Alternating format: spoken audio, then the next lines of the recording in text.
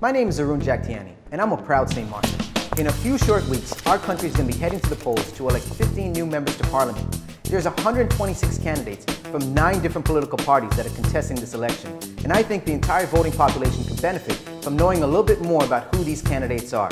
Over the next few days, I'm going to interview a few new faces and a few political veterans. So join me, St. Maarten, and let's talk politics. Another story that's made headlines, but not necessarily with your name attached to it, but I'm just curious to get your take on it. A young man by the name of Rolando Brison, who was appointed for director of STA, and you and I have had many conversations about the importance of the STA for the island and its product moving forward. What are your thoughts on how that situation has unfolded? You know, I know Mr. Brison. He had applied for a position at SHTA, and I've seen him speak before, for example, with the, I think it was the Video X Games. Sure. And he's a very articulate person. I mean, I can Agreed. see how Definitely, he definitely communicates well. But I think that the evidence that's come out in terms of how he's conducted himself in the past certainly leaves you to question his character, how he operates. And I think that the position of director of the STA is too important a position for the country to leave it in a position that you're not sure about how people are going to behave ethically. So personally, while I would love to see him in a good position, I think that that position's an important position. And also the fact that, you know, he had problems, given an opportunity to resolve it, didn't resolve it until the issue really popped up again. All of these are things that I think are concerning, at least. Fair, fair.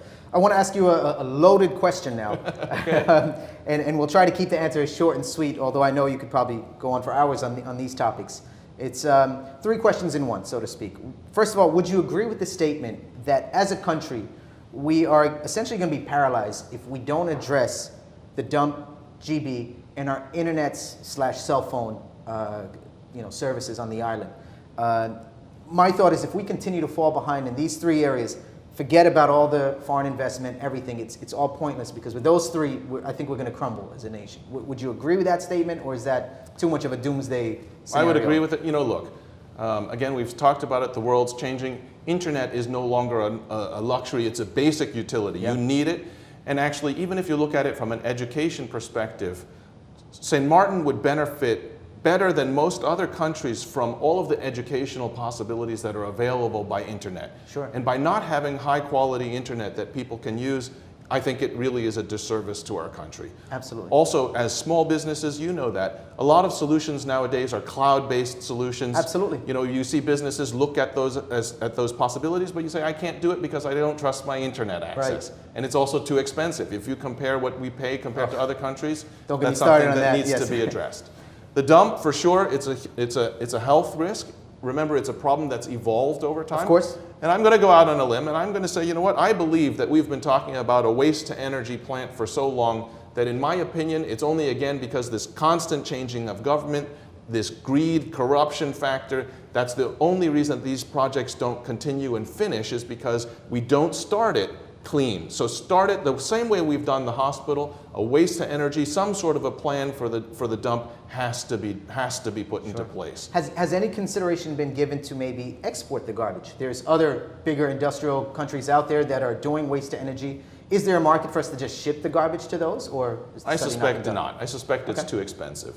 Okay. But you know, I'm a big fan of Singapore because Singapore is a small island, no resources. They have many similar challenges to us.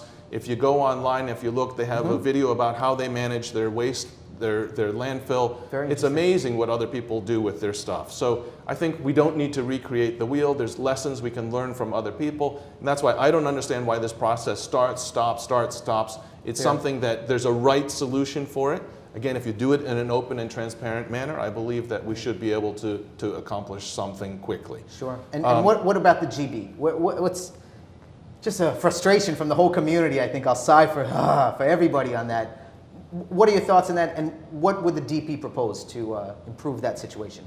You know, I share your frustration. You know, the constant power outages. Again, these are problems that have evolved over a long period of time. So I'm not that familiar with what the real financial issues of it are. I do know that they've ordered a new generator, and that should help to improve the stability of the power.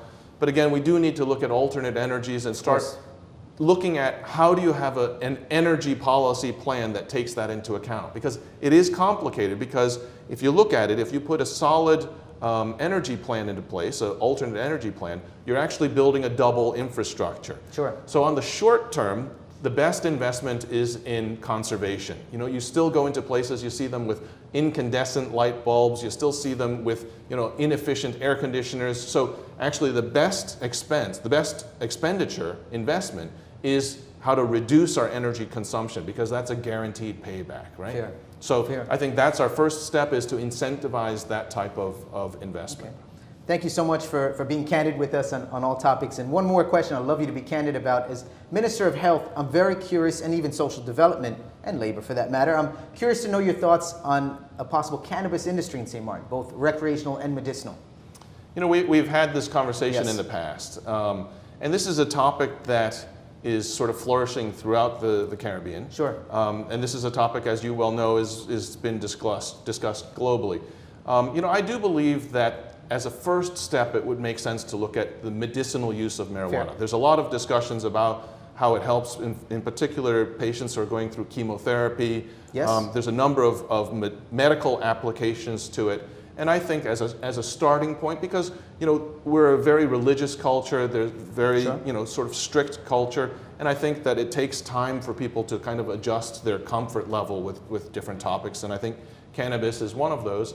But I do think there's solid evidence for the medicinal use of marijuana, and I think that makes a good starting point for the industry. Thank you. And finally, in conclusion, you know, on the early hours of September 27th, when all the votes are casted and counted, and chances are it's going to be a coalition. I think everyone I've spoken to is kind of in agreement with that.